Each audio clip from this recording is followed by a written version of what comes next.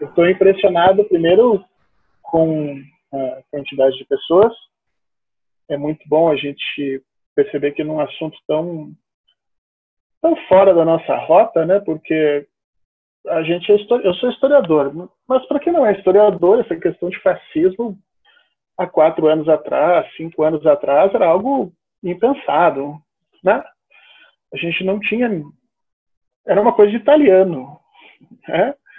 E apesar da região sul a gente importar muita coisa da Itália, essa não tinha sido uma que tinha pegado no Brasil. Até teve uma tentativa no início do século XX, com o integralismo, mas não tinha tido grandes problemas. De uns tempos para cá, a gente começou a ter que tratar essa coisa horrorosa e a tentar entender como é que esse negócio, de repente, transformou a vida de todo mundo no Brasil. E vou contar para vocês, não só no Brasil, mas no mundo todo, isso está voltando a acontecer. Parece que o início de século XXI é muito parecido com o início do século XX, né? Nós tivemos no início do século XX graves crises econômicas, guerras, pelo menos uma antes da estruturação do fascismo, e aí surge essa ideia, essa coisa que se convencionou chamar de fascismo, porque é originado de um partido político que Benito Mussolini e algumas outras pessoas fundam na Itália, chamado Faccio del Combattimento. A palavra Faccio del Combattimento, a palavra Faccio, ela era usada desde o Império Romano para designar um feixe de pequenas madeiras que eram colocadas juntas, uma do lado da outra. Em seguida, toda uma amarração específica transformava esse feixe de madeiras, que isoladamente cada uma delas era frágil, em algo extremamente forte, e os romanos, na parte de cima desse fecho, acoplavam uma parte de metal, transformando aquilo numa machadinha. Se vocês procurarem pela internet, vocês vão achar o desenho e talvez até algumas representações mais contemporâneas disso. Essa machadinha, ela não era usada no Império Romano como arma. Ela era usada no Império Romano como um símbolo nas discussões políticas. Então, o Império Romano dizia, olha, nós vamos discutir politicamente, mas lembre-se que no momento em que a política termina, resta a violência. E aí era esse sentido que se dava, e o sentido do feixe, da união dos gravetos, era exatamente provocar o opositor e lembrar o opositor de que aquela conversa poderia transformar-se em algo mais duro, dado que aquele que tinha o fátio na mão, aquele que tinha o elemento na mão, era apoiado por uma grande quantidade de pessoas, daí a ideia dos feixes de madeira que se organizaram juntos. Quando Mussolini escolhe esse termo, ele deixa bem clara a ideologia que fez com que ele se tornasse a pessoa conhecida no século XX, que é a união, uma união de indivíduos, cada vez todos fracos, mas que de repente se tornam fortes. Mas essa união tinha um determinado objetivo, e esse objetivo deveria ser alcançado por bem ou por mal.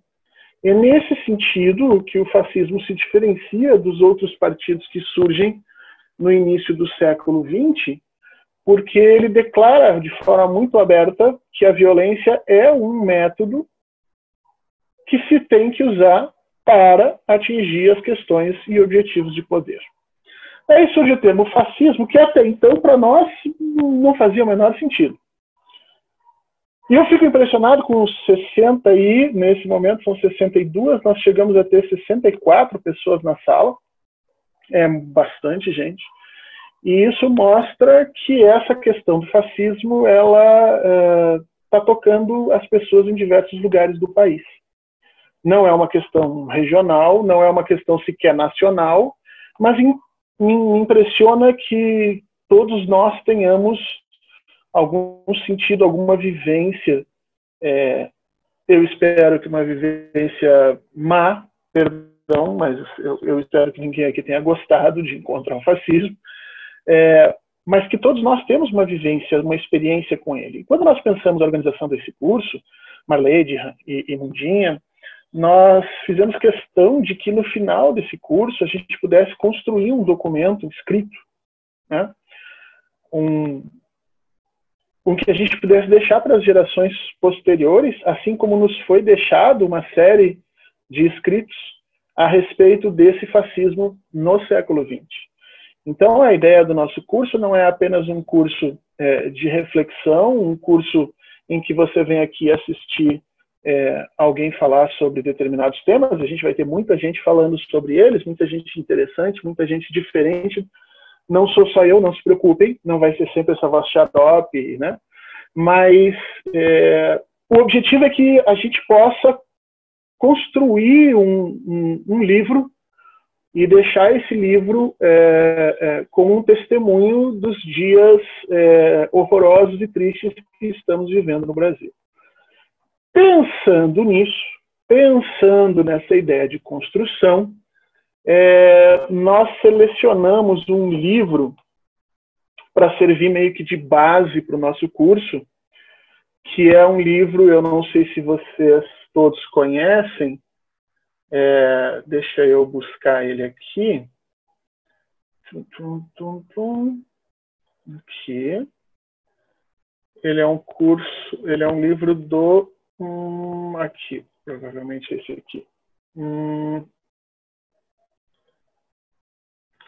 Ué, cadê o curso? Bom, o livro do Mariátegui. O Mariátegui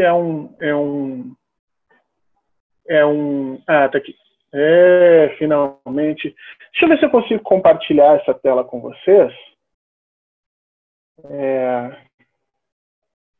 Bom, em vez de compartilhar a tela, acho melhor cada um buscar, porque senão dá um problema aqui terrível. Cada um busca depois ali o título As Origens do Fascismo, tá? O livro é da editora Alameda. E os textos são do José Carlos Mariátegui. Quem é o Mariátegui? O Mariátegui é um jornalista peruano que tem coisa de entre 20 e 30 anos, na época que o fascismo surge, no início do século XX.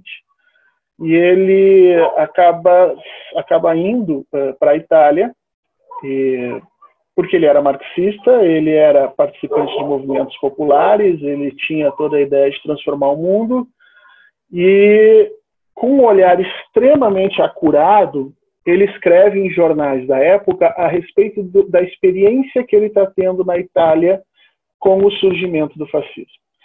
E algo muito próximo do que eu acredito que todos nós estamos participando nesse momento. Porque nos escritos, e vocês vão ver que o livro todo é organizado em pequenos capítulos, tem um prefácio muito interessante que conta o surgimento do fascismo, a gente vai trabalhar esse prefácio depois, mas logo após o livro é todo pontuado por capítulozinhos de 10 páginas, de 15 páginas, são ao todo 37 capítulos, tá? A gente não vai necessariamente trabalhar todos os 37, mas a gente vai trabalhar vários, e a ideia de que não é um livro didático, não é um livro final, que é o fascismo, mas é um livro em que você vai encontrar reflexões de uma pessoa extremamente inteligente e com uma capacidade de percepção muito grande a respeito de um problema do século XX que nós pensávamos que estava definitivamente enterrado, mas que surgiu no século XXI. Então, o nosso propósito é que você tenha duas coisas aqui essenciais para pensar. Primeiro, efetivamente, como se dá essa relação nossa no século XXI com essa coisa estranha, e segundo, em que medida essas coisas que nós estamos vivenciando no Brasil, que nós vamos dar um nome genérico de fascismo, e depois a gente vai aprofundar um pouco, mas em que medida essas coisas, elas se assemelham, elas partilham em essência, ou partilham como epifenômeno, como consequência, as questões que o Mariátegui vai colocar lá no século XX, no início do século XX, a respeito desse fascismo. E quando a gente construir esse livro no final do curso, quando a gente puder construir esse livro, a ideia é que nós tenhamos também pequenos capítulos de cada uma das pessoas que estão vivenciando essas questões aqui, não no sentido de emular o livro do Mariette, mas no sentido de buscar uma inspiração naquilo e dizer, olha, 100 anos depois, porque a Marcha sobre Roma, que dá origem ao governo de Mussolini, se dá em 1922, e, portanto, nós estamos em 2020, nós vamos fazer quase 100 anos da Marcha sobre Roma. Como, 100 anos depois, uma ideia se mantém viva e continua afligindo os povos no mundo, né? Outra coisa que eu achei muito interessante, antes da gente começar a falar nisso, a Mundinha me disse, Fernando, você vai ter um tempo contadinho no relógio, não dá para passar. Você sabe como é que é? O professor pega a palavra, a gente fala 4, 5, 6 horas a fio, parece que ninguém está nem aí. Mas eu vou tentar, porque até eu tinha preparado uma coisinha para passar para vocês. Eu não sei se vai dar tempo da gente ver todo o slide, mas uma partezinha vai dar. Outra coisa que eu achei muito interessante é que todo mundo que falou as palavras, ou quase todas as pessoas que falaram as palavras aqui, falaram as palavras de combater, resistir, lutar. Então, se tem uma coisa que o século XX soube fazer, foi associar a ideia do fascismo a uma ideia perversa, a uma noção de perversidade da qual nós temos que necessariamente nos proteger, nós temos que combater. E devo dizer para vocês que isso é um produto do final do século XX, não do início. Porque quando o fascismo se inicia, não tinha essa ligação. O fascismo era entendido como um movimento político como qualquer outro. Inclusive, haviam pessoas orgulhosas de serem fascistas. O Mussolini dizia claramente, eu sou fascista, nós somos fascistas, fulano é fascista, nós somos o partido fascista. Ele se orgulhava, inclusive, de fazer política, diferente do que a gente vive hoje, né? A gente hoje vive uma vergonha da política, né? As pessoas, mesmo as pessoas que fazem política o tempo inteiro, adoram se dizer apolíticos, né? Não, nós somos técnicos, nós não somos políticos, não, o nosso ministeriado vai ser todo técnico. Há um certo medo de reconhecer a política como a arma, um medo que não existia no fascismo inicial, lá no início do século XX. Então, se tem uma coisa que a Segunda Guerra deixou, e de que os anos 60, 70 e 80, principalmente, em que a Europa viveu um processo muito forte de desnazificação e desfascistização, uma série de ações educativas, culturais, ações públicas na memória dos indivíduos, na memória pública, tentaram retirar essa coisa horrorosa que era esse sentimento fascista que tomou conta tanto de Alemanha quanto de Itália, mas não só desses dois países. Praticamente toda a Europa teve movimentos fascistas, incluindo a Inglaterra, incluindo França, incluindo os países nórdicos, a Europa oriental também. Então, assim, se tentou a todo custo meio que limpar essas sociedades dessa questão opressora, porque o resultado desse fascismo, o resultado efetivo da tentativa de tomada de poder e o efetiva tomada de poder na Alemanha e na Itália, tentativa em outros países, mas na Alemanha e na Itália efetivamente, o resultado disso foi uma Segunda Guerra Mundial. E a quantidade de mortos na Segunda Guerra Mundial deu uma ideia, uma noção de que talvez nós devêssemos sim nos preocupar, e muito, com essa coisa chamada fascismo. A primeira pergunta que as pessoas costumam fazer nisso é: Fernando, fascismo e nazismo são a mesma coisa? Porque vocês, como eu estou olhando aqui uma série de pessoas pela câmera, e dá para ver todo mundo assim, super concentrado. Às vezes, quando a gente dá aula para alunos de universidade, a gente vê um lendo, outro mexendo, não sei o que aqui não, aqui está todo mundo olhando para mim. As pessoas, vocês já devem ter notado que eu uso fascismo e usei nazismo algumas vezes de forma intercambiável, ou seja, um pelo outro. E as pessoas costumam perguntar: é a mesma coisa, Fernando? Olha, os historiadores do mundo inteiro construíram um consenso de que os historiadores alemães dizem que não. Os alemães dizem que o nazismo é diferente do fascismo, não pode ser colocado na mesma situação. Mas se você for olhar os historiadores italianos, eles dizem que fascismo é só o que teve na Itália e o resto do mundo inteiro não teve fascismo. E o que eu quero mostrar para vocês? Que há diversas interpretações nisso, mas que essencialmente essas interpretações são bairristas. No sentido de que os historiadores italianos, eles dizem, olha, vocês não são capazes sequer de criar monstros no país de vocês.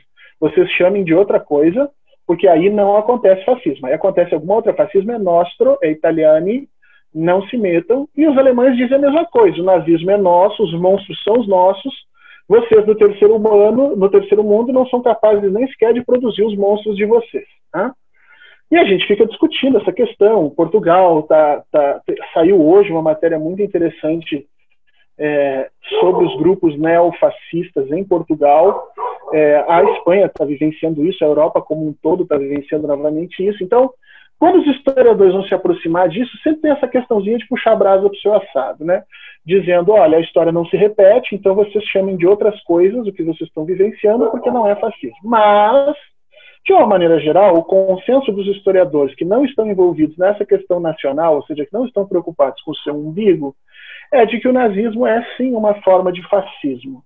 É uma forma mais violenta, é uma forma mais rápida, é uma forma mais brutal, mais tosca, inclusive, mas é uma forma de fascismo. E aí a gente começa a se perguntar efetivamente o que é o fascismo, e deixa eu compartilhar com vocês aqui uma... Que estranho. Onde é que está? Sabe quando você deixa preparado tudo? Aqui. E chega na hora e as coisas não acontecem. Isso aqui, está aqui. Vamos ver se eu consigo agora compartilhar. Vamos ver se aparece para mim.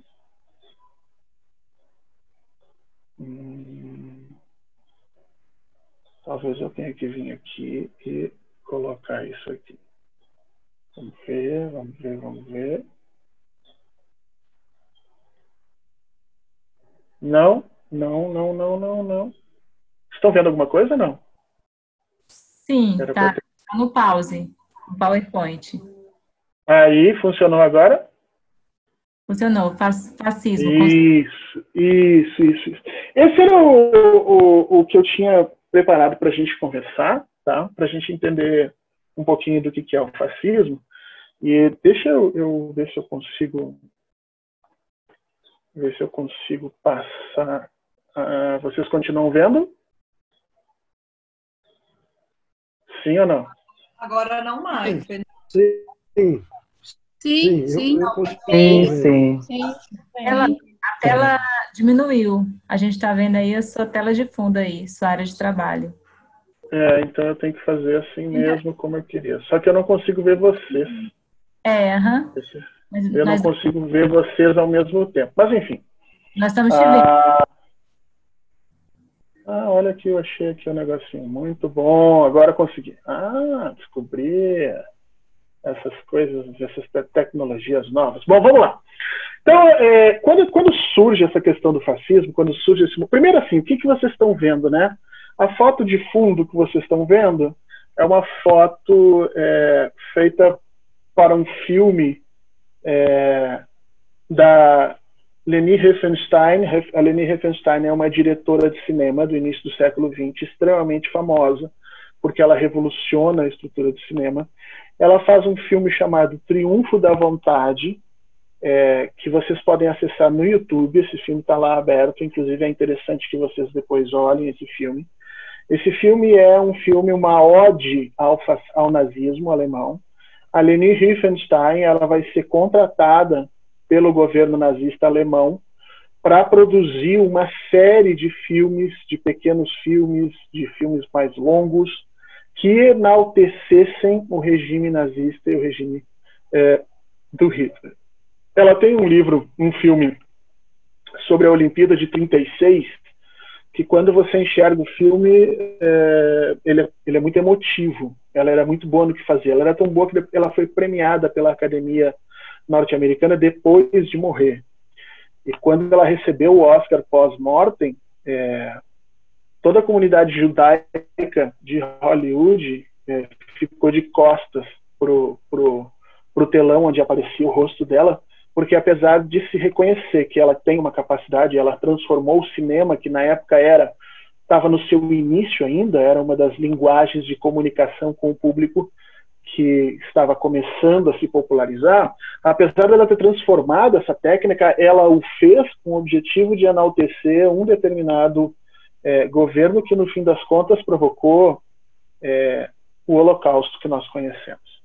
E essa foto de fundo é uma foto que ela faz, ela prepara para colocar nesse filme Triunfo da Vontade, e que assusta a gente porque você enxerga um pátio inteiro de cabecinhas, uma do lado da outra, paradas provavelmente no sol, ouvindo um discurso de um ditador lá.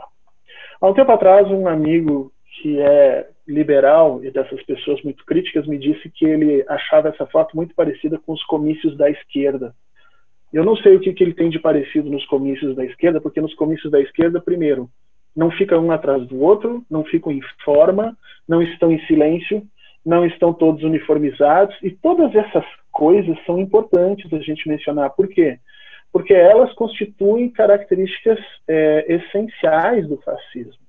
O fascismo funciona a partir de uma noção de sociedade que necessariamente introjeta a ordem e a hierarquia. Cada pessoa no fascismo, para o fascismo, a sociedade é composta por diversas pessoas, mas cada uma dessas pessoas tem uma função na sociedade. Algumas pessoas, a sua função é trabalhar, outras pessoas, a sua função é pensar, outras pessoas, a sua função é comandar, outras pessoas, a função é promover o controle, e assim como um corpo, todas as pessoas na sociedade tinham sua função, e a ideia do nazismo e do fascismo era, vamos dizer assim, ensinar às pessoas qual seria a função dela. Né? Então, essa foto primeira que vocês estão vendo, e essa foto aqui do lado, gente, aquela que está em amarelinho aqui do lado, ela é uma foto que assusta mais ainda. Eu vou ver se eu consigo chegar próximo dela para vocês verem. Está dando para ver? Quando eu faço essas modificações na tela, aparece para vocês? Ok? Sim. Gente, essa foto é uma foto dos Estados Unidos da América no início do século XX. É uma foto do Madison Square Garden.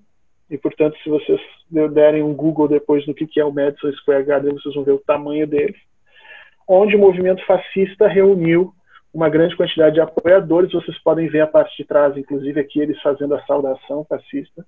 E vocês olham a quantidade de gente que tem. É para mostrar para vocês que isso aqui não é uma coisa só da Itália, mas isso aconteceu em todo o mundo. E eu acho que, infelizmente, a gente acabou levando essas coisas para baixo do tapete, e 100 anos depois vamos ter que trabalhar e conhecer isso novamente, né?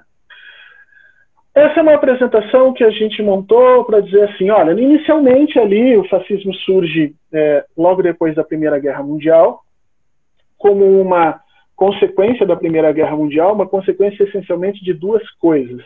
Primeiro, da crise econômica que surge depois da Primeira Guerra Mundial, um monte de gente morrendo, as estruturas produtivas todas desorganizadas, a população masculina reduziu-se absurdamente, as mulheres tiveram que ir para frente do chão de fábrica. Essa ida das mulheres para frente do chão de fábrica provoca uma alteração sensível na sociedade, e essa alteração leva a começar a se fortalecer a discussão do voto feminino, dos espaços políticos para as mulheres. Afinal de contas, se elas estão nas fábricas e produzindo, elas também requisitam suas questões políticas, e quando elas fazem isso, provoca um certo mal-estar no restante da sociedade, que não se via pronta para essa troca de papéis que a mulher passa a exigir. Isso cria um movimento conservador muito forte na Europa, contra esse avanço dos direitos das mulheres, captura uma parcela significativa das classes médias urbanas contra esse absurdo que era a mulher, de repente, pedir direitos políticos. E aí nós temos, então, essas duas partes. Um mal-estar social muito grande e uma crise econômica. Volta uma quantidade imensa de soldados da Primeira Guerra Mundial, gente estrupiada, seja física, seja psicologicamente, gente que perdeu membros na guerra ou gente que perdeu a própria sanidade mental na guerra, né? E quando eles voltam, eles acabam, deixa eu tirar aqui, eles acabam trazendo essas ideias, essas doenças todas para dentro da sociedade italiana. Parece que a guerra não terminou. Uma parcela significativa dos primeiros apoiadores do fascismo na Itália era composta de militares que tinham voltado da guerra, militares extremamente, como é que eu vou te dizer assim, extremamente angustiados pelas experiências que tinham tido, arrivistas, ou seja, descontentes com a forma pela qual o governo da Itália, no início do século XX, os tratou, descontentes com o fato da Itália ter estado do lado dos vencedores da Primeira Guerra, mas não ter recebido os benefícios territoriais e tal que ela achou que ia receber. Então tinha um descontentamento muito grande, um arrivismo muito grande, um sentimento de revolta muito grande contra os civis, que vai ser capturado por esse discurso da pátria, da nação, que até então nem a Itália nem a Alemanha tinham. É importante a gente perceber isso. As pessoas me perguntam, Fernando, por que o fascismo ele fascina tanta gente de forma tão rápida? Tem vários motivos, mas o primeiro e essencial é isso. O fascismo na Itália e o nazismo na Alemanha constroem a ideia de nação desses países. Antes do fascismo e do nazismo não existe isso. A Alemanha e a Itália vão se unificar no final do século XIX, a partir de 1870. Essa unificação de 1870 até 1920, ela tem uma série de problemas. As regiões, elas realmente continuavam mantendo as suas independências, continuavam mantendo as suas questões específicas, não havia a formação dessa ideia de nação, e o fascismo é o primeiro que surge e diz, olha, existe uma coisa maior aqui chamada Itália. A mesma coisa acontece na Alemanha. Existe uma coisa maior aqui chamada Alemanha. É maior do que as classes sociais, é maior do que a luta de classes, é maior do que a discussão marxista sobre exploradores e explorados, é maior do que a noção liberal de democracia oligárquica, que era o que acontecia antes. A democracia era exercida de fato por meia dúzia de pessoas que ganhavam votos e eram representados, mas não havia essa ideia que nós temos hoje de democracia responsiva, participativa, né? A ideia de democracia naquele momento é uma ideia muito mais distante, é uma ideia que vem do século XIX, e a ideia que os liberais cultuavam, era uma democracia sem povo. E os fascistas, eles surgem com esse discurso de pátria, dizendo exatamente isso. As classes não nos interessam, o conflito de classes não existe, ele simplesmente prejudica a nação, mas a democracia liberal, que se tentou construir lá no final do século XIX e início do século XX, também não existe, também é uma grande bobagem e não vai funcionar. Então, gente, o que a gente vai colocar aqui para vocês? Eu não vou entrar em tudo que eu preparei, porque não vai dar tempo. Mas os primeiros pensadores que vão se dar conta do que é o fascismo, eu coloquei nesses 4 aqui. Palmiro Togliatti vai ser um militante do Partido Socialista Italiano da época, esse senhor aqui. Ele vai ser chamado depois para a União Soviética para dar uma série de cursos a respeito do fascismo. Ele tem um livrinho bem legal chamado Palmiro Togliatti, Corso sugli avversari. Vocês encontram ali cursos sobre o adversário, ou conhecendo o adversário. Ele depois vai virar um político italiano importante, tá, no final da Segunda Guerra Mundial, e vai fazer uma série de reflexões a respeito disso, ok? Depois, para o Palmiro Togliatti, rapidamente ele vai dizer o seguinte, que o fascismo é uma luta entre imperialistas. Ele vai dizer, olha, são os norte-americanos, os ingleses, o capitalismo de língua anglo-saxônica, contra o capitalismo nascente na Alemanha e na Itália. Portanto, é uma luta entre imperialistas, e enquanto eles estiverem lutando entre eles, o capitalismo e o fascismo, está tudo bem para nós que queremos fazer a revolução, para os socialistas, que era o caso que ele organizava. Essa percepção aqui é muito errada, viu, gente? E deu muito espaço para o fascismo crescer. Porque percebe que quando você diz que é uma luta entre 2 imperialismos, os partidos comunistas e socialistas pensaram, bom, se eles se desgastarem, os 2, melhor para nós. E aí se deu uma abertura muito grande, um espaço muito grande para o fascismo crescer. A segunda pessoa que eu quero chamar a atenção aqui é a marxista conhecida Clara Zetkin. Aliás, as mulheres de esquerda que quiserem conhecer o pensamento da Clara Zetkin, o Trotsky usa sem dar o devido crédito à Clara, uma série de ideias que a Clara expôs e escreveu antes, né? Então, às vezes, quando a gente é de esquerda também, a gente acaba elegendo determinados mitos, determinados livros, e a gente não vê que o machismo também existia naquela época. Então, aqui eu vou usar o argumento da Clara. A Clara tem um livrinho que vocês podem encontrar aí chamado Combatendo o Fascismo, né? Fighting Fascism, Como Lutar e Como Vencer. É um livrinho bem pequenininho, já tem em português, tá? Para ela é a primeira pessoa que olha para o fascismo e diz: o fascismo é um movimento de massas. E, gente, é muito importante que vocês introjetem isso, porque há um discurso hoje reinante no Brasil de que o fascismo é um movimento da elite contra nós, que somos os trabalhadores. Não é, não caiam nisso. Porque daí a gente está refletindo, a gente está pensando que a elite ela é menor em número, né?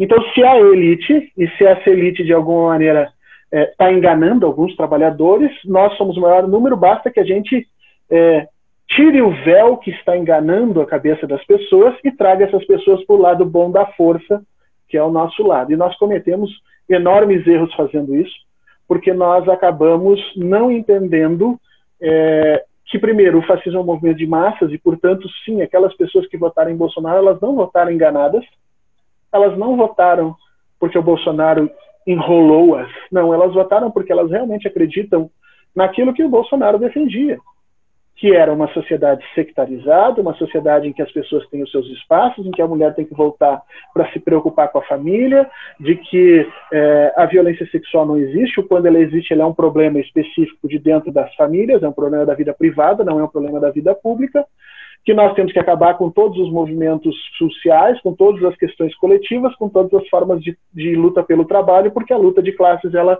realmente faz o país pior. As pessoas que votaram no Bolsonaro acreditam nisso tudo, gente, e vão acreditar em coisas piores, viu? E é importante que a gente tenha isso na cabeça, para que a gente não fique tentando salvar pessoas que estão além do limite de serem salvas, pessoas que não querem ser salvas, pessoas que realmente não sentem nenhum interesse por esse processo de civilização, de democracia, de pluralidade, e nós temos que pensar se nós queremos conversar com essas pessoas ou não. O primeiro indivíduo que pensa nisso é a Clara Zetkin, que vai dizer, olha, é um movimento de massas a partir do que ela chamou de proletarização da pequena burguesia. Ela vai dizer, olha, quando a classe média, em especial, de repente empobrece, ela se aproxima dos trabalhadores, da vida difícil que os trabalhadores tinham naquela época. Só que os trabalhadores nasceram e viveram nessa vida difícil, e, portanto, sabem viver nela, sabem sofrer esse martírio e sobreviver a ele. Já essa pequena burguesia e classe média não são conceitos intercambiáveis, mas aqui, para fins didáticos, eu vou usar como um mesmo extrato, tá? Um extrato urbano, que detentores de pequenos comércios ou profissionais liberais que, de repente, por conta da Primeira Guerra Mundial, se empobrecem. E esse empobrecimento faz com que eles se tornem bastante revoltados, bastante indignados com a forma com que o governo e as sociedades estavam sendo geridas naquele momento. Algo muito parecido do que aconteceu no Brasil, né?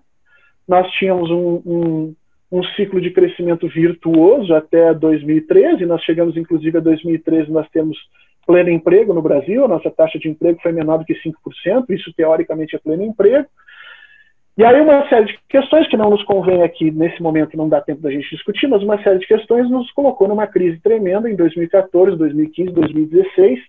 Quando nós chegamos a 2016, que ocorre o golpe, muita gente dizia, não, agora a crise acabou, e o que nós estamos vendo é que a crise piorou até 2018, e de 2018 a 2020 a crise piorou ainda, e a notícia ruim é que a crise vai piorar muito de 2020 a 2022 por conta da pandemia. Então nós estamos vivendo 4 momentos de crise em sequência.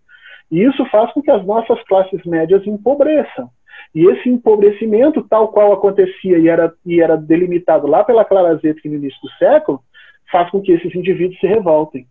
E eles se revoltam e buscam o quê? Buscam ideologias, buscam ideias de controle sobre as pessoas e de controle sobre o Estado, que diga claramente quem são as pessoas que podem ou não podem ter acesso a recursos do Estado. Essa é a grande briga. É por isso que eles dizem não ao Bolsa Família, não ao ensino público, não à ampliação da saúde. Por quê? Porque tudo isso é uma luta por recursos. O Estado tem recursos finitos que ele administra, e algumas pessoas acham que se está indo dinheiro para o Bolsa Família, não vai dinheiro, então, para o crédito do microempresário, não vai dinheiro para desenvolver o país, não vai dinheiro para gerar emprego. Eles entendem que essas questões são excludentes. Então, se eu faço política social, eu não posso fazer política de desenvolvimento. Se eu faço política social de assistência, eu não posso fazer política sobre crescimento, desenvolvimento e ciência. E isso faz com que esses indivíduos acabem defendendo a ideia de que não se deve fazer absolutamente nada pelas pessoas e cada um se vire sobrevivendo do jeito que dá. O terceiro cara que eu acho muito importante a gente conhecer é o Antônio Gramsci. O Gramsci é um marxista italiano que vai acabar morrendo em função do fascismo, tá, gente? Ele vai ser preso pelo Mussolini, vai viver horrores na cadeia, vai escrever o principal livro dele dentro da cadeia, que são os Diários do Cárcere, né? É uma pessoa extremamente inteligente, até hoje impressiona o que ele escreve. E ele foi o primeiro cara a escrever uma coisa interessantíssima sobre o fascismo. Ele era marxista, mas ele não se prende à ideia da luta de classes como única explicação do fascismo. Ele vai chegar e vai dizer, olha, o fascismo é uma questão cultural. Nesse jornal chamado L'Ordine Nuovo, onde é o jornal do Partido Socialista, ele escreve um artigo chamado Força Elementare, Força Elemental em português, onde ele vai dizer que o fascismo ele acontece a partir de uma profunda decomposição da sociedade. E aí ele vai descrever a sociedade italiana, e a gente fica impressionado quando a gente ouve a descrição que ele faz da sociedade italiana, porque a gente fica impressionado com a sociedade brasileira. Ele diz assim, olha, o fascismo surge numa sociedade em que nós, italianos, ele está falando da Itália no início do século XX, em que nós, italianos, achamos que é correto espancar os nossos filhos para educá-los. O fascismo surge numa sociedade em que nós, italianos, achamos correto que os trabalhadores rurais tenham que usar máscaras para evitar que eles comam as uvas que eles estão colhendo. Os caras contratavam gente para colher uvas e colocavam máscaras no rosto das pessoas amarradas para que as pessoas não pudessem comer essas uvas. Isso tudo o Gramsci está descrevendo a sociedade italiana, gente. Ele vai dizer, olha, o fascismo surge numa sociedade em que nós achamos correto e normal que os donos de terra tranquem as portas de onde os trabalhadores dormem para que eles não possam sair à noite e se encontrar com partidos coletivos e sindicatos. E nós achamos isso normal na Itália. Então, o Gramsci vai dizer, olha, mais do que simplesmente uma questão de classe, o fascismo é uma questão cultural. Ele se desenvolve em sociedades em que culturalmente já existe uma percepção da hierarquia social e dos espaços de legitimidade de determinadas pessoas em detrimento de outras. Isso é muito interessante, por quê? Porque vocês têm que começar a pensar se vale a pena a gente conversar com todo mundo que de repente apoiou o fascismo. Não é porque a gente tem essa ideia, não, vamos salvar essas pessoas, vamos abrir os olhos deles. Eles têm que entender que eles estão errados. Gente, o que o Gramsci vai dizer é, nem todo mundo vai entender porque muita gente votou, porque o seu lastro cultural, a base que lhe forma, as questões que dão sentido à sua vida, à sua sociedade, à sua própria noção de tempo, todas elas são caracterizadas por serem excludentes, por serem racistas, por serem fascistas, por serem machistas. E esse é o mundo que eles gostam, é o mundo que eles acharam normal, e é o mundo que eles estão tendo. O Gramsci vai ser o primeiro cara a fazer essa ligação. Por último, eu trouxe aqui para vocês a figura do próprio Mussolini. Aqui está a criaturinha dele, a cabecinha dele, aqui, todo mundo conhece aquela careca famosa, ele nem sempre foi careca, tá, gente? Ele raspava o cabelo para parecer mais disciplinado, enfim. E ele escreve um artigo chamado La Doutrina del Fascismo, onde ele explica o fascismo, tá? Os historiadores hoje sabem que ele não escreveu tudo, mas que um filósofo que era apoiador desse fascismo chamado Giovanni Gentili também escreveu parte. E nesse documento, o próprio Mussolini vai dizer o seguinte, olha, o fascismo, em primeiro lugar, é uma revolução, ele vai dizer isso, nosso objetivo é revolucionar a sociedade. E aí o fascismo se dizia, era muito interessante porque ele se dizia uma revolução conservadora. Olha a loucura da doideira, né? A gente acha hoje as coisas doidas no Brasil, mas imagina aquela época. Como é que você faz uma revolução conservadora? Eu faço uma revolução para manter as coisas como elas estavam, né? Então, Mussolini, diz que é uma revolução, uma transformação completa da sociedade, e que, ao mesmo tempo, esse fascismo rejeitava o comunismo e o socialismo, a luta de classes, bem como rejeitava a democracia liberal que o centro e uma parte da centro-direita defendia. Então, eles eram o que ele chamava de terceira via. Nós não queremos nem isso nem aquilo.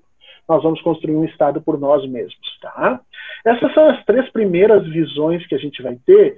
Eu acho que elas são extremamente importantes, mas elas não conseguem dar conta de explicar algumas coisas. Por exemplo, o fascismo se restringe à luta de classes. A gente pode ver só na luta de classes do fascismo. Se isso é verdade, como é que eu explico a participação de trabalhadores e sindicalistas no movimento fascista? Que muito forte, gente, muito forte participou, tanto naquela época quanto hoje. Se você for olhar, hoje nós estamos vendo uma greve dos Correios contra a privatização, mas até 6 meses atrás, uma parcela significativa dos trabalhadores dos Correios votava em Bolsonaro.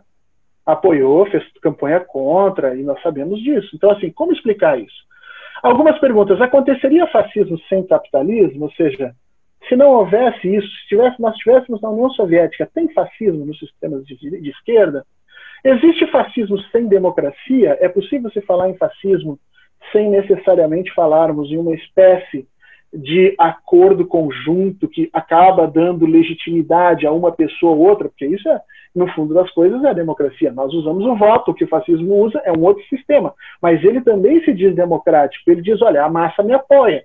E aí, quando você discute se a massa apoia, aí você olha a foto que está aqui no fundo e você se apavora. Quando você pega os discursos do Mussolini, que nem aqui está acontecendo, ó, que ele está lá se não me engano, isso aqui deve ser em Milão. Ele vai para a beirada ali do local para fazer o discurso, e lá atrás vocês estão vendo a quantidade de pessoas.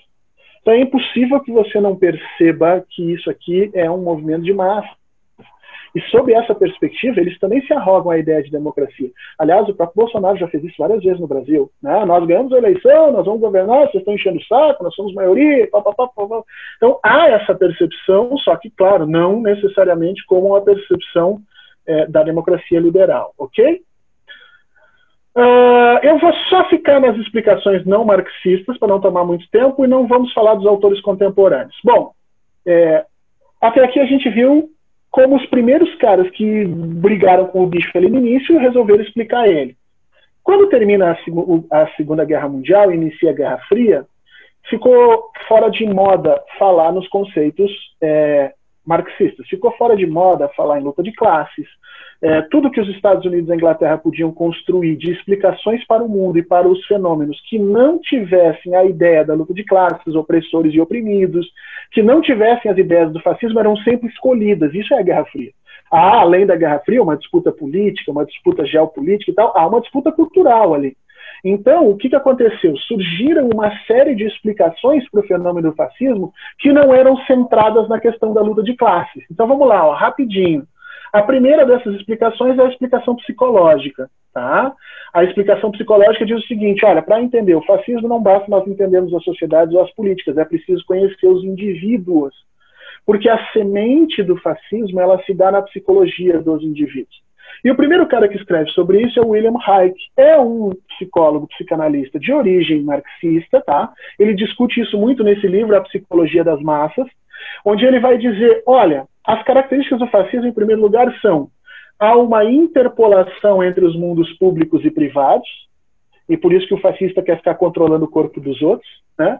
Ele quer ficar controlando que tipo de sexo o outro está fazendo, ele quer ficar controlando o corpo das mulheres, se elas podem ou não fazer aborto, ele quer controlar o tipo de roupa que você usa, ele quer controlar os sistemas de arte que vão ser apresentadas, ele quer, enfim, porque há uma interpolação entre esses mundos público e privado, não existe mais uma separação evidente, né? A segunda coisa que o Hayek chama a atenção é que percepção e realidade se tornam funções não congruentes. O que ele está dizendo com isso? Ele está dizendo, olha, antes do fascismo, você olhava para o número do PIB e dizia assim, olha, o Brasil cresceu, está aqui o número do PIB, ó, no ano tal era tanto, agora é tanto. Depois que surgiu o fascismo, você chega para as pessoas e diz, olha, o PIB cresceu, e a pessoa diz, cresceu nada, o PT quebrou o país. Aí tu vai lá e mostra o PIB de novo. Não, mas para aí, o PIB cresceu, não cresceu, seu comunista, percebe? A percepção e a realidade se dissociaram de uma forma que a gente perdeu a capacidade de conversar com essas pessoas. A gente chega lá e diz para eles assim, olha, colocar o ozônio pelo ânus não vai resolver nada com relação à Covid. Ah, cala a boca, seu comunista, vai para Cuba. Eu sempre digo, tudo bem, se você quer fazer isso, você faz. A cloroquina salva a vida, não salva, a ciência mostrou. Percepção e realidade se deslocam de uma forma muito complicada. E a terceira coisa que o Hayek chama a atenção no fascismo é que a origem do apoio desses fascistas é sempre a partir de famílias cuja base é uma base autoritária, portanto, famílias patriarcais, de uma, essencialmente, em que o homem exerce o papel de repressão sobre o restante da família, e o Hayek vai chamar a atenção que essa repressão não é só uma repressão social, mas também uma repressão sexual. Daí essa tara que o fascismo tem, por exemplo, em combater os movimentos LGBT, em combater o papel da mulher. Por quê? Porque existe ali essa questão da repressão sexual, que o primeiro cara que vai trabalhar com isso é o Hayek, mas outros também vão chegar nessa mesma conclusão. Ele vai dizer, olha, por que eu quero tirar do outro o direito dele ser feliz com uma pessoa do mesmo sexo ou não? Porque eu, na minha psicologia, fui proibido de experimentar esse espaço. Eu fui proibido, eu fui tolhido, eu fui castrado. Então, se eu fui castrado, eu também vou castrar. Então, se me foi proibido, eu também vou proibir. E aí eu simplesmente recomponho os processos psicológicos que me formaram, por mais repressivos que eles sejam, na sociedade. E daí surge a ideia que o Hayek vai se perguntar assim, por que as massas gostam de ser reprimidas? Porque o fascismo é isso, você apoia uma figura política cujo objetivo é reprimir as massas. Mas por que as massas apoiam gente que reprime-as? Porque é assim que eles foram criados. Esse é o processo educacional que as pessoas que apoiam esse tipo de sistema viveram. Seja por conta dos seus pais, seja por conta da estrutura da sociedade na época em que eles nasceram, seja por conta da concepção de suas famílias, há sempre um processo repressivo. E o Hayek vai dizer, olha, é um fenômeno psicológico. Mais adiante, vem a explicação filosófica, na figura desta senhora aqui, chamada Hannah Arendt. Ela é migrante europeia que foge do nazismo, vai para os Estados Unidos. Ela já era filósofa e professora na Europa, ela acaba indo para os Estados Unidos e lá ela produz esse livro chamado As Origens do Totalitarismo. Não é um livro muito bom, mas ela tem uma sacada muito interessante e que serve para explicar muito o fascismo dos dias de hoje. Ela vai dizer, olha, o fascismo é, na realidade, o processo de desumanização do outro. Porque ela vai começar a refletir o seguinte, como é que um sistema pôde permitir a construção de campos de concentração, e não foram só na Alemanha, na Itália nós tivemos campos de concentração também, nós tivemos na Polônia, nós tivemos na Áustria, tá? Então, assim, como é que pôde se permitir a construção de campos de concentração, de botar pessoas lá dentro, tirar a comida delas, quando elas morrerem, queimar em fornos para gerar calor, tá? Como é que a sociedade pôde fazer isso? Aí a primeira coisa que os alemães disseram é, nós não sabíamos. Aí os historiadores foram lá e mostraram que sabiam sim. A construção dos campos de concentração, inclusive, era descrita nos jornais da época, com fotos e com tudo que você possa imaginar. E os jornais pediam para os leitores escrever para os jornais dizendo o que eles achavam, e os leitores escreviam dizendo que achavam muito bom, que pela primeira vez aquelas populações iam ter um lugar, então, para elas conviverem, um lugar diferente do nosso, né? E aí você começa a ver que havia um certo consenso social, um consenso social bastante disseminado, de que o fascismo e o nazismo eram uma boa ideia. E a Hannah Arendt vai começar a pensar sobre isso, ela vai dizer, olha, o surgimento desse processo é a desumanização do outro. Quando eu começo a olhar o outro como um indivíduo sem direitos políticos, depois sem direitos econômicos, sem direitos sociais, depois sem direitos humanos, e depois eu tiro dele a própria humanidade, eu digo que ele não tem direito a nada. Seja por que quer que seja, gente. Oi. Licença. Estamos terminando aqui. Só falar para e concluindo que já foi extrapolando um pouco o tempo. Tá, eu estou terminando. O que ela vai dizer? Quando a gente faz esse tipo de coisa, a gente destrói a humanidade do outro e a gente abre espaço para que eu possa, com alguns discursos políticos, passar por cima de toda a concepção de sociedade que tinha se estabelecido. E ela vai dizer exatamente isso, é a grande sacada dela. Então, gente, quando a gente fala em resistência, a primeira coisa que nós temos que saber é que resistência passa necessariamente por ver o outro como um ser humano, por mais que ele discorde da gente. Ele é um ser humano. E o fascismo nos leva a um processo tão horrível que nós acabamos desejando a morte deles, né? A situação nos faz tão complicada que a gente fica pensando, tomara que essa gente morra. E quando a gente repete isso, o que nós fazemos? Nós nos alinhamos com a mesma noção que eles usaram para desumanizar. Nós os desumanizamos tal e qual eles nos desumanizaram.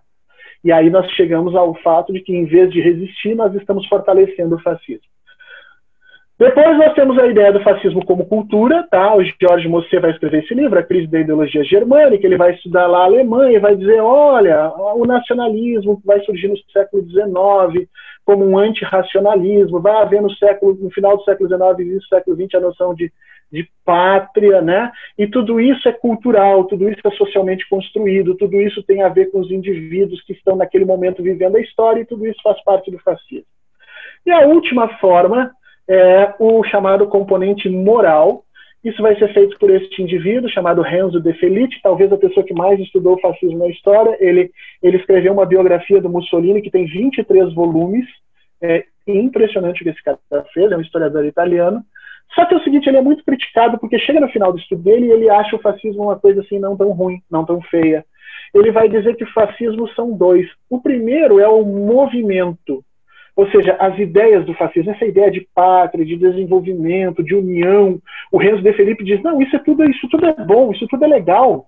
Esse não é o problema. O problema é o fascismo como regime. E o Renzo vai dizer, olha, o fascismo como regime, ele vai chamar de mussolinismo e vai dizer, aí o Mussolini deturpou o fascismo. O fascismo enquanto ideia, ele é bom. Enquanto movimento político, ele acaba se deturpando e tornando-se violento. Gente, entra um componente moral, sociológico aqui muito forte, e esse cara foi muito criticado por passar pano para o fascismo. O que nós sabemos hoje é que, em essência, quando você constrói uma sociedade em que você desumaniza o outro, nega as relações de classe, nega os direitos dos indivíduos existirem e constrói uma sociedade em que cada um tem um espaço pré-determinado e não pode abusar desses espaços, você constrói uma sociedade autoritária que não aceita o processo de transformação, e para você não aceitar os processos de transformação, você tem que exercer violência sobre o outro, sobre aquele que discorda de você, sobre aquele que quer mudar o tecido social, sobre aquele que quer mudar as estruturas do tempo, e quando você faz isso, você já está no campo do fascismo. Você não precisa construir campos de concentração, você não precisa necessariamente participar de nenhum tipo de ato pela morte do outro, porque a própria ideologia que você está defendendo já faz esse tipo de construção. Gente, eu termino por aqui hoje, tá? Pouquinha coisa, e acho que agora a gente abre para algumas perguntas, né? Algumas coisas, e depois no finalzinho eu falo mais 2 minutinhos, nem isso. Certo? Deixa eu tirar aqui então, como é que eu faço? Stop share. Voltamos à normalidade, sim? Sim, voltamos. Beleza, quem é que segue agora? Obrigada, professor. Né? E lembrando que esse é só um momento introdutório e que essa discussão ainda vai continuar. Nós vamos abrir agora para um debate breve para umas cinco pessoas. E aí o tempo de fala é até 2 minutos. Quem quiser participar, eu peço que entre aqui no chat e coloque o nome e o estado. E aproveitando, quem ainda não se inscreveu lá nas comissões, eu peço que também entre. A comissão de mística já está completa, falta agora a de rememória e a de introdução e problematização do tema. Alguém? Gente, se as pessoas não perguntarem, eu vou achar que todo mundo entendeu tudo. E aí, ou entenderam tudo ou não entenderam nada. Porque é assim, né? Quando não tem pergunta, ou tá todo mundo perdido. Já temos aqui, professor. Eu vou passar aqui para o Sidney de Rondônia. Vai lá, Sidney. Ah, e não me chame mais de professor, me chama de Fernando, por favor, gente. Tá ótimo. Fala, Sidney. Beleza. Boa tarde aí, né?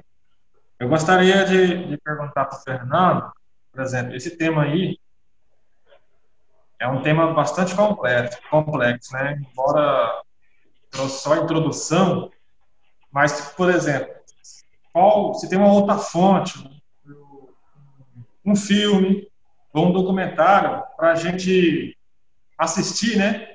Para ajudar no entendimento, né, desse tema, racismo aí, porque é um tema bastante interessante, né? A gente fica aqui, 2, 3 horas, assim, tranquilo, né? Ficaria mais 3 aqui, tema, eu gostei, né, de estudar. Então, a pergunta é essa: se tem algum filme, algum documentário para a gente aqui, né, assistir e ajudar no entendimento desse tema aí, Fernando. Tem sim, Sidney. Tem muito filme produzido sobre isso, tá? Eu não indiquei ainda algum específico documentário, mas a gente falou aqui no Triunfo da Verdade, né? O Triunfo da Vontade, aliás, que é o filme da Leni Riefenstahl, que vocês podem assistir no YouTube, tá? Ele não é um filme que vai explicar o nazismo de uma forma didática, mas ele é um filme que vai apresentar o nazismo para você com todas as formas possíveis que o nazismo queria que fosse visto. Por isso que ele é muito importante, entendeu? É como se você estivesse vendo um nazista te dizer exatamente o que ele defende. Eu acho que esse é um dos primeiros filmes que todo mundo tem que ver para compreender essa situação. E depois, claro, a gente vai falar sobre um monte de outras coisas depois. Fernando, eu tenho mais quatro inscrições. Eu posso passar para eles falar e você volta no final? No final? Pode ser. Eu já vou anotando aqui, pode ser. Tá, então eu vou passar para o Daniel, do Piauí. Só boa tarde a todos. Dizem que eu estou com um pouco de sinusite, então se caso espirrar, não vão estranhar. Fernando, eu estava atento aqui justamente àqueles slides que, como você mesmo diz, são assustadores. A possibilidade disso acontecer ainda aqui no Brasil não vai admirar a mim. Eu acho que é importantíssimo a gente também frisar e que você pudesse explicar se o golpe de 60, dos anos 60, se algum tempo, eu não sei, eu gosto muito de história, eu cheguei até a começar a cursar a história, mas em algum tempo, em 64, esse movimento do golpe foi chamado de fascismo. Teve alguns pensadores, ou teve alguma influência fascista, se teve algum... não prestei muita atenção. Aliás, nunca ainda li tanto sobre o golpe, mas se você pudesse falar sobre isso no regime 64 aqui no Brasil, e que pudesse explicar essa evolução atual, como é que esse fascismo contemporâneo para mim já chegou esse golpe, mas como pode chegar a proporções maiores.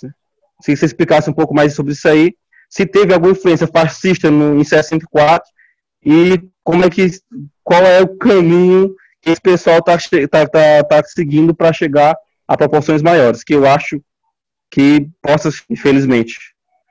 É isso aí. Ok, mais alguém? Daniel, agora eu vou passar para o Samuel, do Rio Grande do Sul. Boa tarde, Fernando. Sei que tu tá no calorzinho de Brasília, mas vem pro Rio Grande do Sul aqui pegar uma neve para cá, vem. Assim, sendo bem rápido, assim, a questão do fascismo aí é um movimento de massa, como tu já falou, e aí, usando a questão gramsciana aí, a questão dos aparelhos ideológicos, né?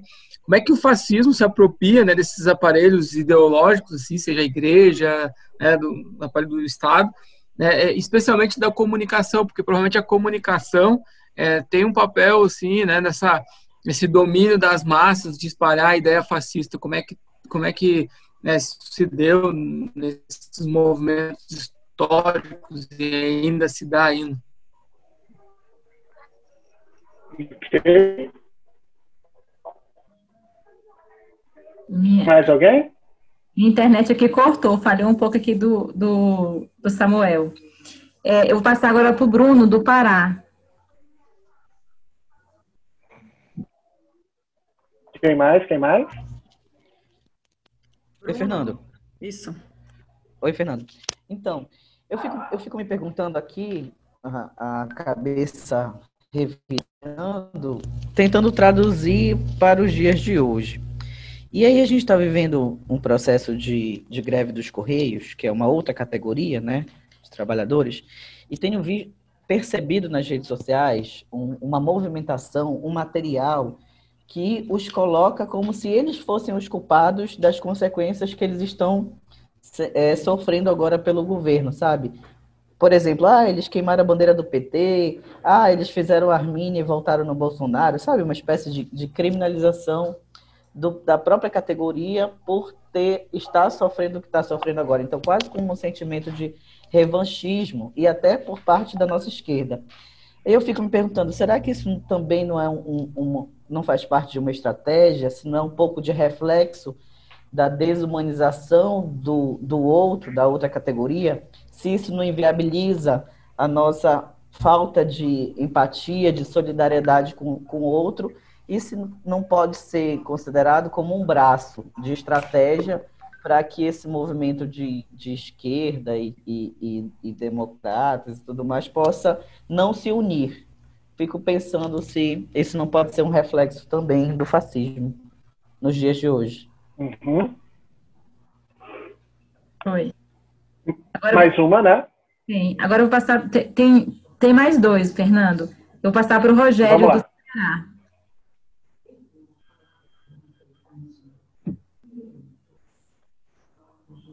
Oi, Fernando. Boa tarde. Boa tarde. Prazer estar te conhecendo pessoalmente. Te conhecer e ouvir falar. Eu queria assim, trazer, na verdade, no que tu trouxe, o que mais me chama a atenção, né, e de fato é o que mais preocupa, assusta até, é esse conceito que você trouxe aí de que o fascismo não é um fenômeno de elite, mas ele é decorrente de um processo de proletarização, né? Se a gente olhar um pouquinho para trás na história do Brasil, o movimento integralista, ele apoiou o golpe de Getúlio lá em 1937, se não me falha a memória, né? Que foi um golpe que teve como decorrência a questão dos direitos trabalhistas, né? Um aceno muito claro para a classe trabalhadora, né? Getúlio era chamado, que é o pai dos pobres, né? Alguma coisa parecida, que remete a esse conceito de pátrio, né? E que são fenômenos que a gente percebe hoje, de que esse sentimento de violência, de ódio que a gente vê nas mídias sociais, aí nas redes sociais, ele é uma coisa que está no povão mesmo, né? E reverter isso me parece ser um processo bastante difícil, né?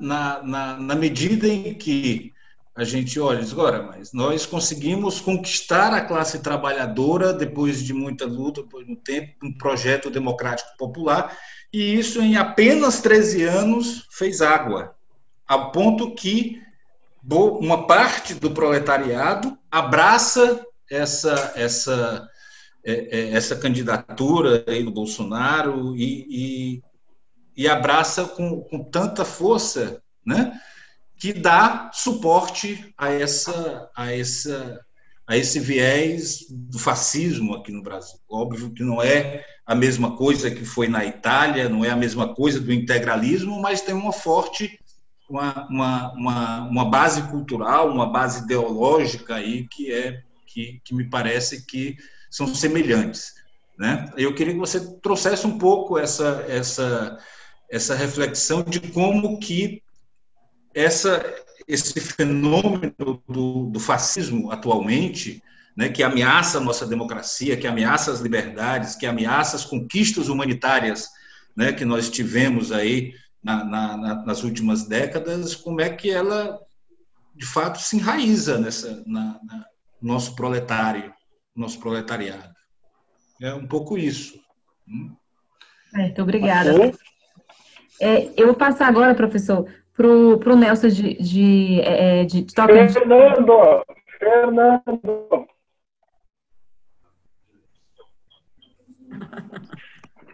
Fernando, não chama o professor. O professor não veio. Quem sabe no último encontro você vai ser chamado de Fernando. Tenha calma. Boa tarde, Fernando.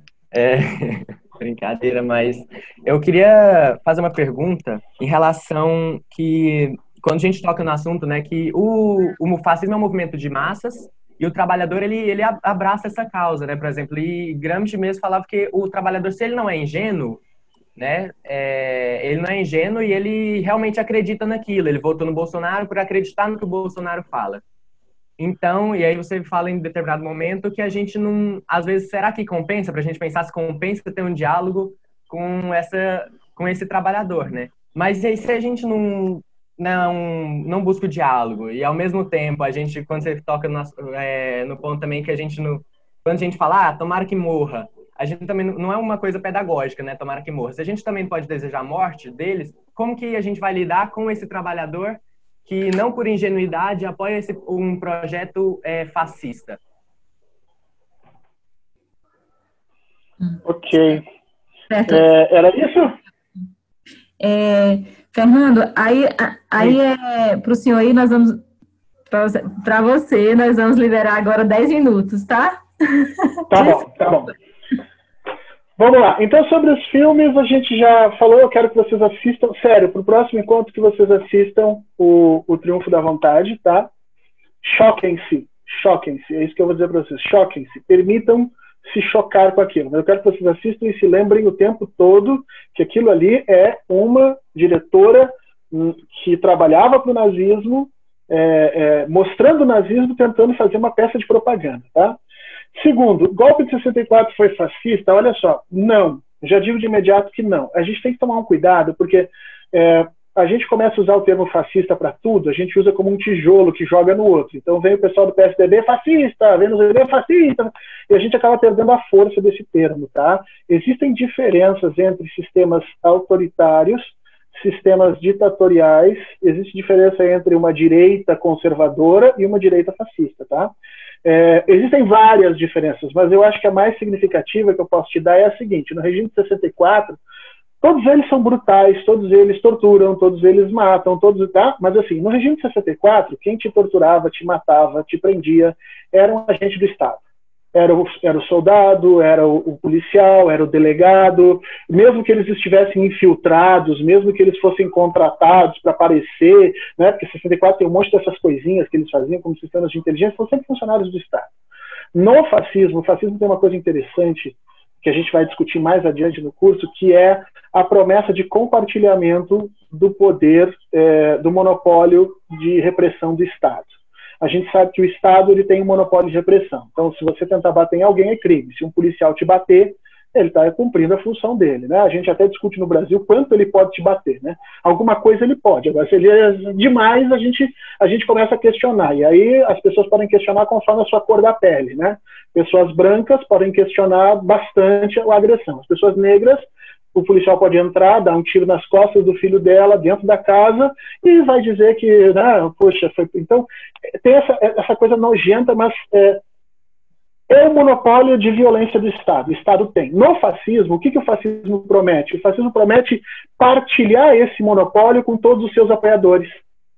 E é por isso que o Bolsonaro defende tanto que as pessoas tenham arma. Não são todas as pessoas. Não é o MST, não é a CONTAG. Quer ver o Bolsonaro largar essa ideia de arma? Pede para a CONTAG fazer uma consulta à Rossi lá e criar um programa de parcelamento da arma. Já pensou? Todo trabalhador rural vai ter Minha Arma, Minha Vida? Na hora que aparecer esse programa, eu faço essa... Eu já falei até com o Aristides uma vez, eu estava voltando de um avião e eu dei essa ideia para ele. Aristides vai lá e conversa com a Rossi e diz que vai comprar arma para todo trabalhador rural, MST, professor. Rapidamente o Bolsonaro larga dessa ideia e vai começar a denunciar isso como uma formação de exército. Então, o objetivo é armar as pessoas que estão do lado dele, tá? Por quê? Porque essa é a partilha da violência do Estado. Num sistema fascista, quem vai te bater, quem vai te torturar, quem vai tirar a tua vida é o teu vizinho. Olha o que eu estou te dizendo, gente, é o teu vizinho. Porque ele acha que você está fazendo alguma coisa de mal para o Brasil e ele acha que ele tem o direito de fazer isso. Porque, afinal de contas, se o presidente liberou, se o líder liberou, então ele vai fazer. Então, as pessoas começam a ser agredidas na rua. Aqui na UNB, por exemplo, eu tive aluna minha, no final do ano passado, no final de 2018, depois da eleição, uma aluna que eu tinha, que é LGBT, né?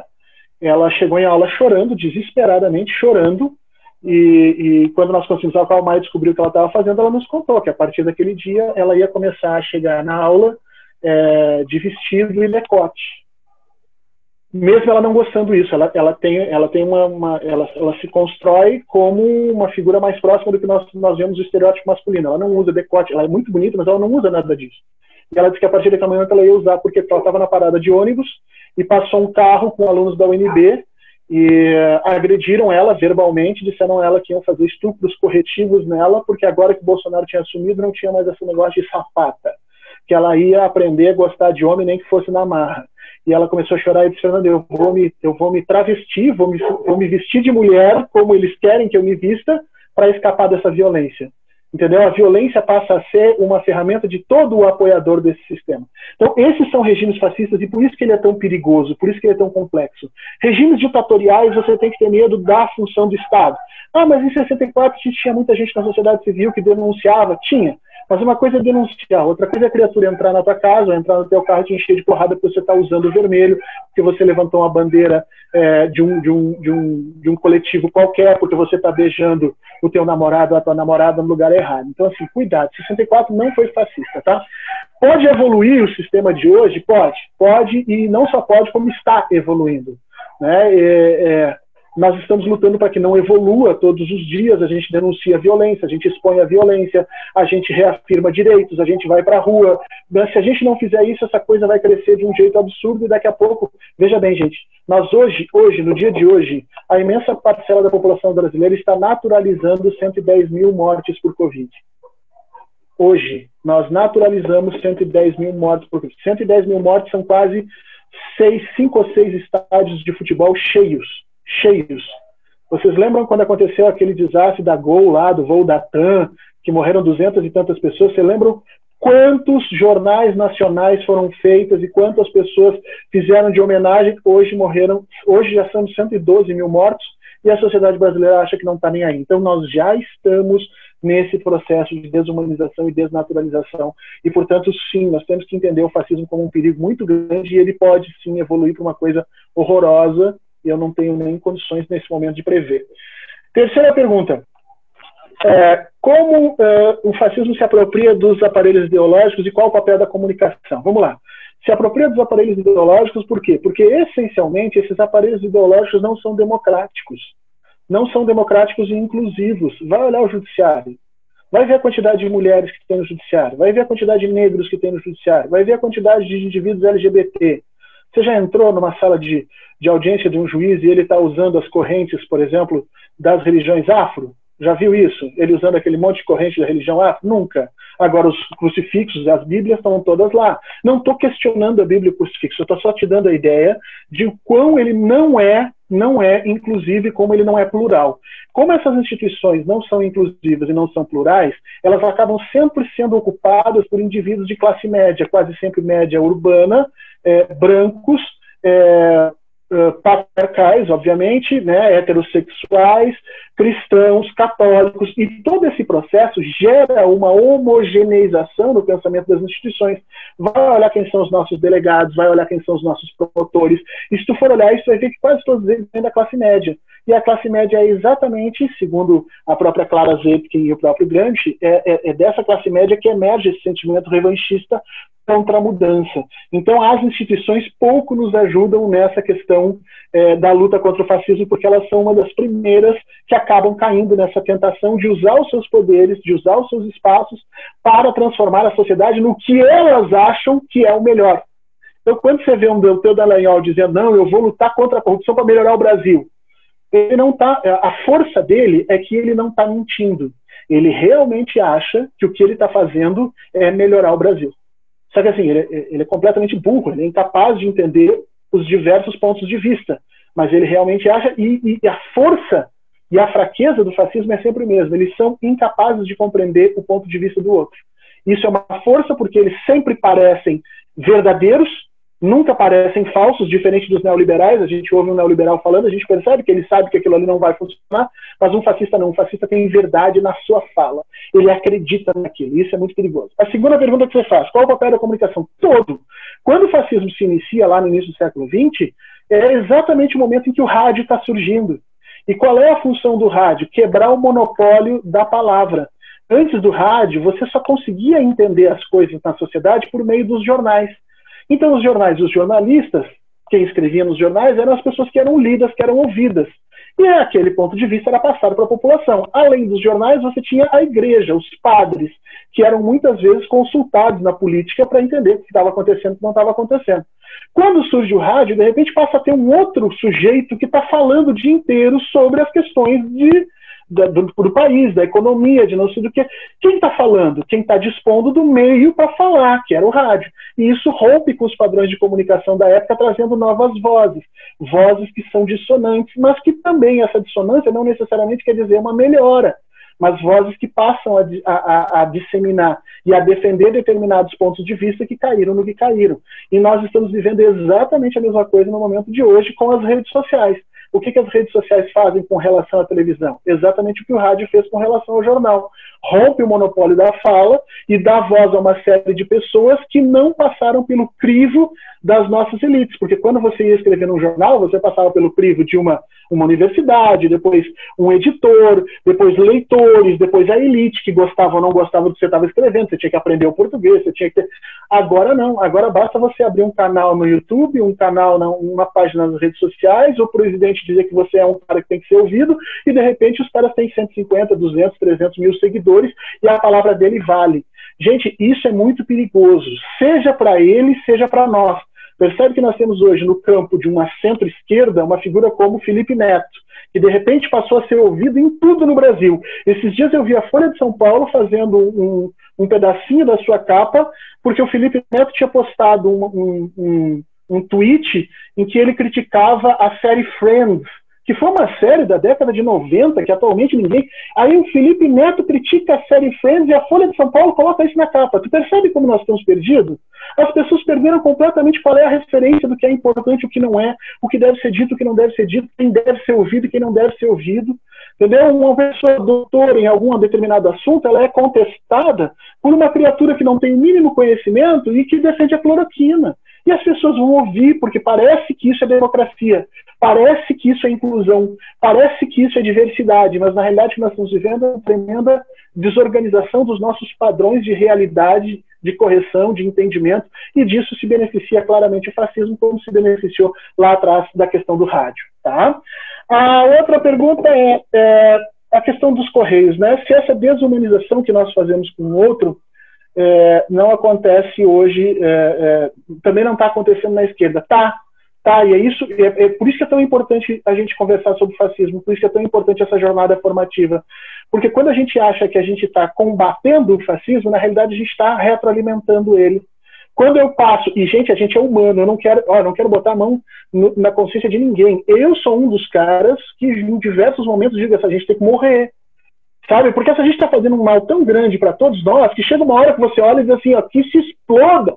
Se essa porra matar essa gente, eu não tô nem aí. Porque eu sou humano, sabe? Eu não sou grande, eu não sou gigante, que nem aquelas criaturas como o Frei Beto, entendeu? Eu não sou, eu sou ser humano que nem vocês. Eu solto pum, eu tenho asa, entendeu? Graças a Deus vocês estão tendo aula online e não estão sentindo tudo isso, embora eu tenha tomado banho hoje, mas assim, eu sou que nem todo mundo. Então assim, esse ódio que nós temos, às vezes a gente transfere isso, né, para um processo de literalmente de vingança, né, uma vingança ainda que tópica, naquele momento, eu quero que esses caras se explodam, e na realidade a gente está invertendo o sentido da violência e retroalimentando aquilo que a gente diz que está tentando combater. A gente está invertendo o sinal, né, usando aí a mesma figura do nosso querido Paulo Freire, né, quando a educação não é libertadora, o sonho do oprimido é se tornar opressor, né? Então, assim, a gente tem que virar esse disco. E acho que para conversar... A segunda coisa que me perguntaram, e aí eu quero ter um pouquinho de cuidado nisso, é que eu acho que foi o Nelson que me perguntou sobre o diálogo com esses trabalhadores, né? Eu nunca defendi que nós não devemos ter diálogo com os trabalhadores. O que eu defendi é o seguinte: há determinados indivíduos que estão além do limite do qual eu, como ser humano, gostaria de conversar. Porque quando a pessoa defende a ideia de que é possível amarrar uma criança negra num poste porque ele supostamente roubou um celular e bater nessa criança até chegar à polícia, eu não quero ter nenhum tipo de contato com esse cara. Eu não acho viável sentar para conversar política com isso, porque ele passou dos limites do que eu considero válido como interlocutor humano. E nós temos que entender, nós na esquerda temos uma ideia muito romântica das massas.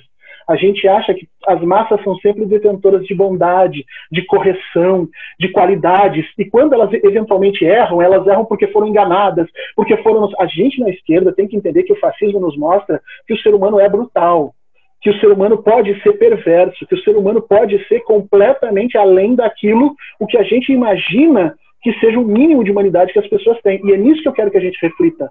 Eu quero realmente fazer uma frente ampla com determinados indivíduos que acham que a população negra realmente serve para trabalhar, que o bom negro é o negro que trabalha, que produz, mas a partir daí ele tem que calar a boca. Eu quero fazer frente ampla com essa gente, eu quero negociar com essa gente, eu quero conseguir o voto dessa gente. A gente tem que pensar, eu não tenho resposta para isso.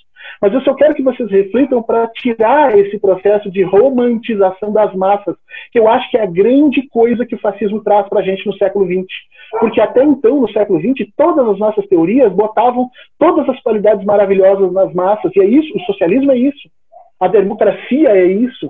Nós achamos que aquilo ali é a essência, é a bondade, é a correção, todos os valores maravilhosos. E aí surge o fascismo, para nos mostrar e nos lembrar que há bestialidade ali. E nós temos que entender quem são as pessoas que vale a pena conversar, quem são as pessoas que você realmente pode sentar e tentar tirar, né, essa aura que o governo Bolsonaro construiu, e quem são as pessoas que estão além desse processo, que passaram do seu limite de aceitação de humanidade. Eu tenho algumas pessoas assim, eu acho que a gente deve começar a pensar, né? A última pergunta que me fizeram, ela foi a quarta, não foi a última, mas a quarta é assim: como essa questão se enraiza no proletariado, né? Pois é, como a questão do fascismo se enraiza no proletariado?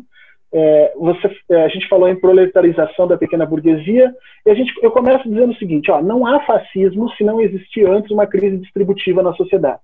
O que eu chamo de crise distributiva? É empobrecimento mesmo, e a galera tem que batalhar o seu pão de cada dia.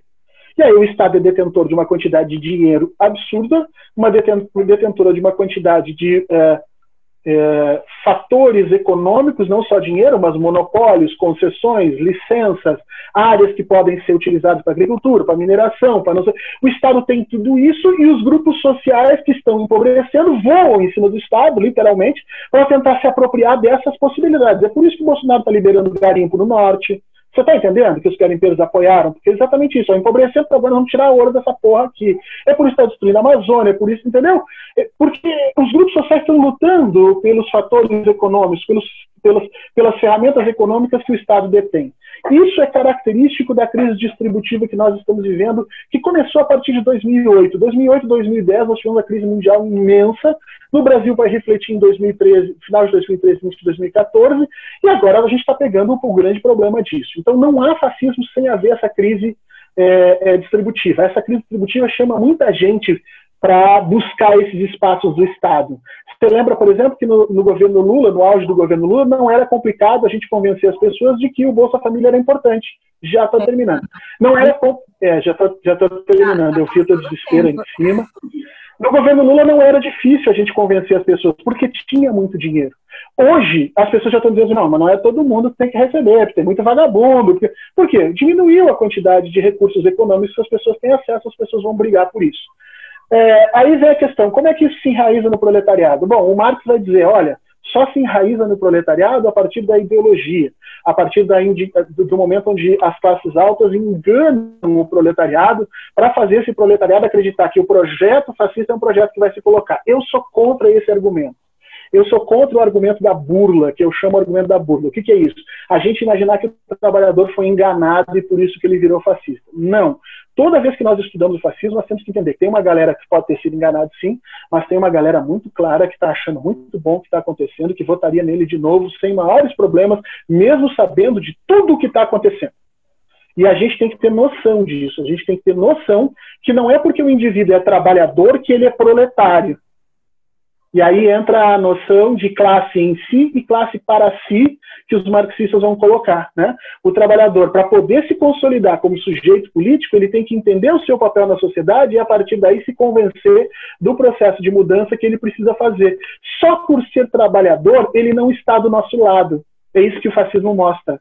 Só pelo indivíduo vender a sua força de trabalho não necessariamente quer dizer que ele vai apoiar um processo de transformação da sociedade ou que ele é um trabalhador progressista. Não. Há necessidade de você construir esse processo de emancipação intelectual e ideológica e, nesse processo, verificar se aquele indivíduo tem condições humanas, tem balizamento humano para defender o que nós defendemos, porque pode acontecer do cara ser proletário, ser pobre, ser negro, ser homossexual. Eu conheço vários homossexuais que votaram no Bolsonaro, que acham realmente que o movimento homossexual extrapolou, que a marcha que se fazia em São Paulo, por exemplo, é um desserviço para os homossexuais, porque aquela gente toda pelada lá à frente causa ódio contra nós. Percebe? Tem gente que consegue dar um tiro no próprio pé, e eles nem sabem que estão fazendo isso, mas assim, eles têm direito de. A gente tem que entender como é que a gente faz esse acordo e se queremos fazer esse acordo. E parar com essa romantização. Não é porque é trabalhador que está do nosso lado. Não é porque é trabalhador que pode ser salvo, né? Salvo no sentido de convencido de que o fascismo é ruim. Então a gente tem muita coisa para conversar nas próximas aulas, muita coisa para dialogar, porque a gente vai ter que olhar essas questões com maior filigrana. Tá? E eu encerro por aqui, senão eles vão cortar meu microfone. É tão ruim isso, as pessoas autoritárias, entendeu? Quando tu vê elas, pá, cancela tudo. Plantar uma semente é um ato de esperança. É acreditar no potencial transformador e gerador da vida. As semeadoras naturais multiplicam vida dentro e fora de si. Seguindo essa vocação, em 2006, as mulheres, junto com os homens, plantaram uma semente-sonho. Uma escola diferente, um espaço de transformação das vidas do campo, um cultivar constante de processos educativos e de multiplicação criativa. Conversas e encontros nutriram aquela primeira semente e ela começou a lançar suas raízes. Rompendo e adentrando a terra, os valores da escola criaram as bases do que estava por vir. Transformação, solidariedade, horizontalidade, coletividade, identidade, diversidade, autonomia. As primeiras folhas também brotaram, fazendo-o perceber que aquele espaço florescia em diálogos, aprendizagens, troca de saberes e reflexão crítica. Assim nasceu a Enfoque, uma escola do movimento sindical de trabalhadores e trabalhadoras rurais, destinada a gerar raízes fortes para a luta política, sementes ricas de conhecimento e afetividade, o florescer de outras realidades. E até hoje é assim. Dia a dia, a vida se transforma por meio da pedagogia da Enfoque, crítica, libertadora, continuada e multidisciplinar. A educação popular e a educação do campo são postas em prática para garantir a construção coletiva do conhecimento, usando as metodologias participativas e a sistematização de práticas sociais. A Enfoque atua a partir do sujeito e do território.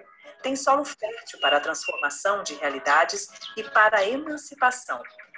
Ao fazer parte dessa pedagogia, os sujeitos mudam o seu jeito de pensar, de agir e até mesmo o seu olhar para si e para o mundo. Há mais que se cuidar continuamente da nutrição das raízes, os valores e princípios da educação popular.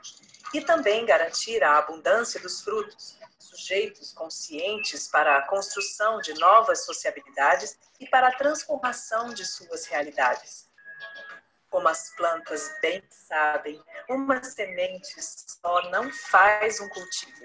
É preciso multiplicar e conectar em rede. O sujeito militante precisa se conectar aos demais por meio de formações de militantes, trabalhos de base, atuações em rede. Assim se materializa a estratégia pedagógica da Enfoque. Um caminho de vida, energia e força para todos os espaços do MSTTR, alternando tempos e espaços, movimentando-se por trilhas férteis. As ações formativas envolvem sujeitos do campo, da floresta e das águas, nas diversas comunidades do país.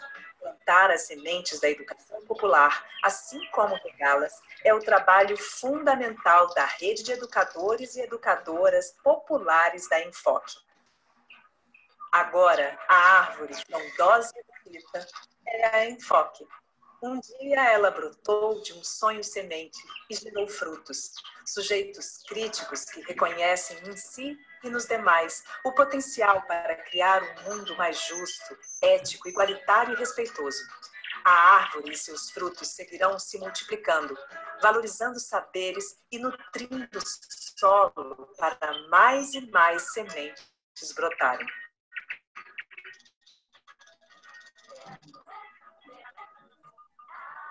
Essa escola, autora Lari Luta. Essa escola que tanto nos ensina, hoje te convida a pensar.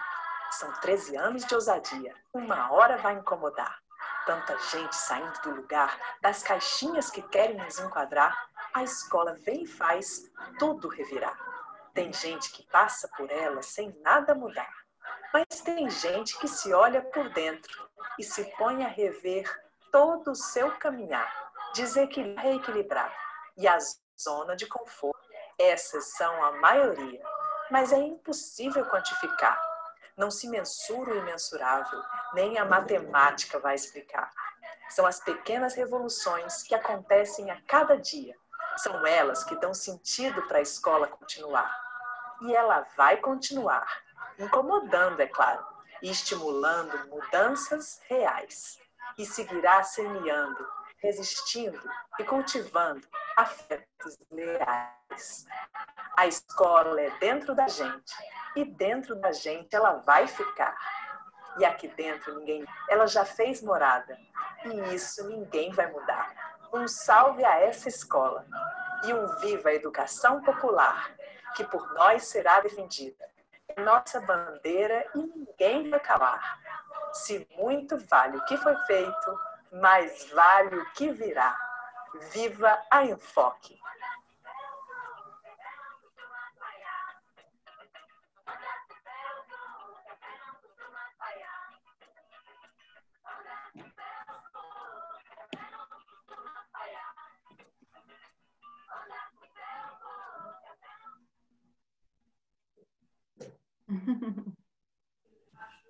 Uhul, viva! Valeu, gente! Aqui. Um abraço. Valeu, viva a gente! Enfoque. Até o dia 28!